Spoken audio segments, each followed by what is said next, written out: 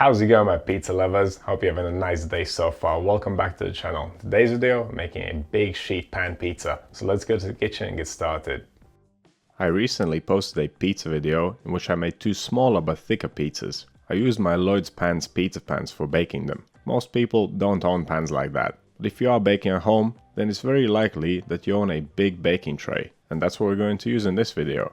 The recipe for this dough is slightly different. I've increased the hydration to 80%. Which makes the finished product even lighter and softer. And the sauce is different too. In my previous video, the sauce was cooked. In this one, we're just going to blitz the ingredients together and we'll be able to use it right away. If you do like a sauce with a deeper flavor, you can certainly use my recipe from the previous video. I'll leave all those decisions up to you, as well as what to top your pizzas with. So let's get to it and let me show you how it's made. Starting with the ingredients for the dough, we'll need some white bread flour, yeast, salt, olive oil, and some water. The bread flour that I use has a protein content of 13%. If you don't have strong bread flour, reduce the amount of water in this recipe.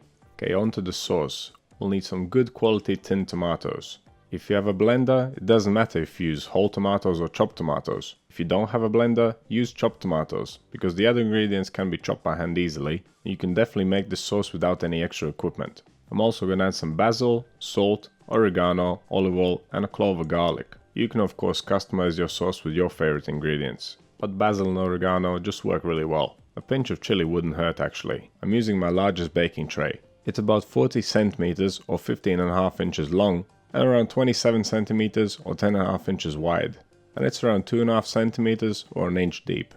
Of course your tray does not have to be exact same size. If it's a bit smaller, your pizza will be slightly thicker. If it's larger, it'll be thinner. Okay, besides this tray, you'll need a bowl, scales, a dough scraper, and a temperature probe. And of course, if you're going to blitz the sauce, you'll need a blender. But like I said, you can make this by hand. Simply use chopped tomatoes, chop the basil by hand, and chop the garlic by hand. The sauce will come out a little bit chunkier, but there's nothing wrong with that. Okay, that's all the ingredients and the equipment out of the way. Let's start the process. First things first, let's just get the sauce out of the way. In a small bowl, combine the oregano, the garlic, the salt, the olive oil, the basil leaves, and the tinned tomato. Then grab your blender and blitz everything until it's nice and smooth.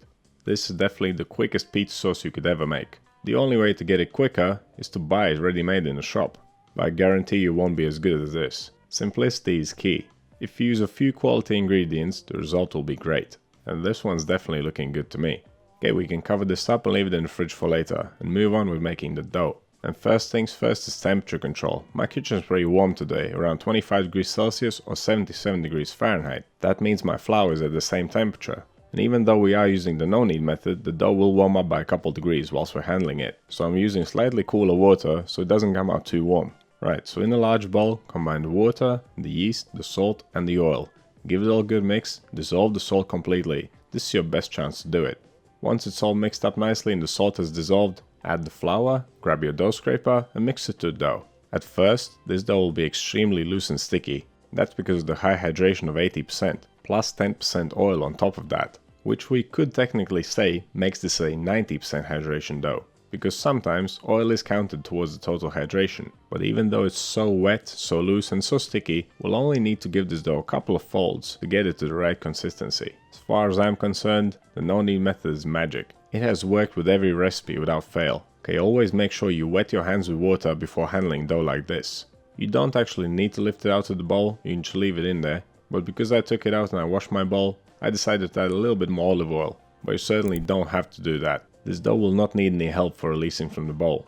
After a little rest, it will already be nice and stretchy and cohesive. But you can certainly repeat what I'm doing in the video, no harm in that. But whatever you do, once you've mixed your dough up and it's in the bowl, take its temperature. We are aiming for around 25 degrees Celsius, and that is what we got. Now this dough can be covered up and left in the fridge to chill down for 20 minutes. If your dough came out a little bit too warm, shorten the folding intervals to around 10 minutes. That'll help it to cool down sooner. Okay, 20 minutes later, here comes the first fold. And as I mentioned earlier, wet your hands with water or else this will be a struggle. The coil folding method is the best option here. First, release the dough from the bowl, then lift it up by the middle, let it hang down, and then roll it underneath itself. If your hands start sticking, wet them with water again. You want to repeat this lifting, stretching and rolling motion on all sides. And there's one more thing I like to do. Once the dough already feels nice and tight, I like to wet my hands again, then pick the dough up, lift it up in the air, then push its sides down and then back up into the center. But do be gentle, you can tear. This final step just ensures that the dough is a little bit tighter, but don't expect it to be very tight. It is a very loose dough still, but it will get tighter every time we fold it. Now pop it back into the fridge, let it chill down for another 20 minutes before giving it a second fold. And there's nothing different about this fold. Wet your hands, release the dough from the bowl, lift it up, let it stretch, roll it up. Once you've done all 4 corners, finally, finish by lifting it up, then pushing the sides down and then back up into the middle. After the second fold, it's ready for the long cold fermentation. You can leave it in the fridge for as little as 12 hours, I left mine for 24. The longer you ferment it, the better it will taste. And of course, if you don't want to cold ferment this dough, simply leave it at a room temperature for a couple of hours before continuing. It should at least double in size before you move on to the next step. And this one is super wobbly and bubbly. It is ready to be turned into a pizza. First, I'm going to prep the tray by covering it with olive oil. If your tray is a bit sticky and you don't trust it, use baking paper. It will not only prevent the dough from sticking, it will also make it easier to remove the pizza from the tray, especially if your tray has a lip like mine does. I'm obviously going to do it the hard way. Okay, before the final proof, we'll give this dough another fold, and let's call this the final shaping. This time be more gentle, only roll it up a couple times on each side, and skip the final step that we performed during the first 2 folds. We want to keep this dough in a more or less square shape. Okay, place it on a tray, make sure it's nice and centered. We are going to cover this with some cling film, so rub your hands against the tray, pick up some oil and rub the dough with the oil. This will prevent the cling film from sticking. Alternatively, you could just cover this tray with another tray, as long as you can fit the dough underneath it. And if something comes up and you can't bake this dough right away, you can pop it in the fridge as it is, and even leave it in there for the next day. But at room temperature, the final proof should take around 2 hours. During the final hour of fermentation, preheat the oven, 250 degrees Celsius, fan off, and that's 480 degrees Fahrenheit. And I'm also preheating my baking steel, because my oven doesn't have a heating element at the bottom. That is my best option here. Okay, the dough should almost fill the whole tray when it's done. Peel the cling film off carefully, and now gently make the dough conform to the tray all the way. It is quite puffy and fragile at this point, so rub your hands in oil or wet them with water and stretch the dough out. Using your fingertips is the best option here. The recipe for the sauce makes just a little bit more than what we need, but we are opening a tin of tomatoes anyway, so it is what it is. The pizza will take around 8 tablespoons. You can use the leftover sauce for another pizza or even chuck it in the stew. And after you apply the sauce, the rest is up to you. I've got some grated mozzarella here, then I'll top that with some block mozzarella. Then I'll finish the topping with some black pepper and a bit of dried oregano. The main thing not to do here is making the topping too thick. If it's very thick, the dough is not going to bake properly. Also, make sure that the topping is not very wet. You don't want to end up with a puddle in the middle of your pizza. This is about as heavy as you want to go with the toppings. I've used about 200 grams or half a pound of grated mozzarella and about 350 grams or 3/4 of a pound of block mozzarella. Okay, this bad boy is ready for the oven. We'll bake it for around 25 minutes. As soon as you close the oven door, turn the temperature down to 230 degrees Celsius or 445 degrees Fahrenheit. Bake it until the surface has a nice dark brown color. And just for reference, I'm baking mine on the lower shelf of the oven.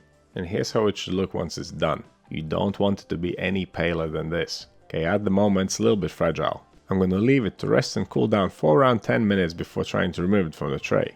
Getting it out of a tray like this is a little bit challenging. First, we must release the sides of the pizza from the sides of the tray.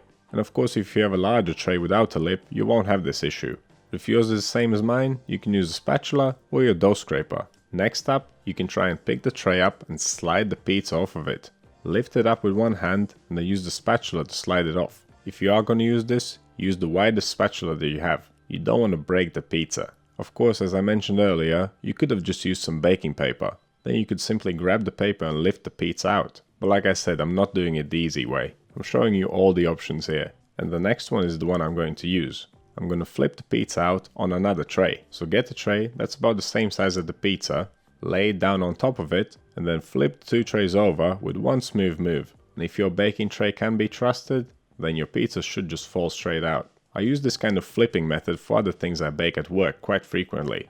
Just keep in mind that it's not going to work that well with other toppings. Like if you top your pizza with things that are going to fall off easily, then you might end up ruining it. But I can't really complain about how mine came out. For me, the biggest challenge is not having a bottom heating element in my oven. I never really get a very crispy bottom crust on my bakes. Okay, so we've taken out the pizza, now we need to flip it the other way around again. And for that, I'm just using my baking tray, only the flat side of it. Of course, you could invert it straight on a chopping board. I cannot do that with my chopping board, it's gigantic, it would squish the pizza. So my best option is to flip it upside down again and then simply slide it off of the tray and onto the chopping board.